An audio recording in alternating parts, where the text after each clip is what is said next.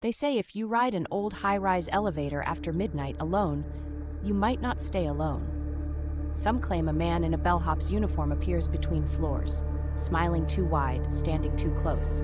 They call him the elevator host. Marissa had heard the story when she moved into the crumbling tower.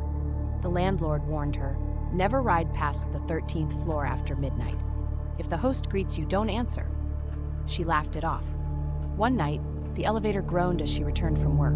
The clock struck 12:04. Her floor was 12, but the elevator didn't stop. The panel flickered, numbers climbing on their own. 13, 14, 15. A smell filled the cab, copper like pennies in blood. The lights buzzed, then dimmed. A figure stood in the corner. His uniform was pristine, but his skin sagged, yellow-gray, eyes milky. His smile cut his face nearly ear to ear.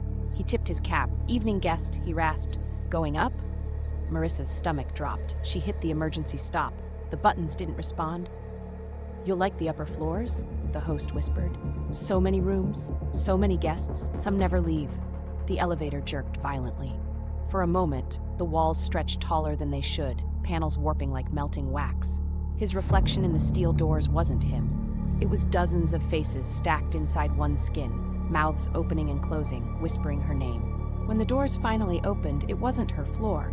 A hallway stretched endlessly, lined with doors. Each door oozed black water beneath its threshold.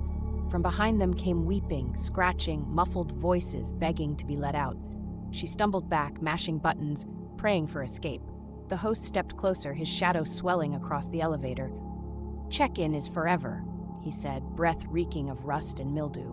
His hand, cold, brittle like paper soaked in brine, clamped on her wrist. Marissa screamed as the elevator plunged. The lights shattered. She felt herself falling and falling, then nothing. Days later, neighbors reported the elevator arriving on floors with its doors already open. Sometimes inside, a woman stood in the corner, veil of hair over her face, her mouth frozen wide. Other times, passengers swore they saw a bellhop smiling beside them, hand resting lightly on their shoulder. And if you ride that tower's elevator after midnight, there's a new rule whispered among tenants: never meet the eyes of the woman in the corner. For if you do, she will smile, tilt her head, and softly whisper, "Welcome, guest."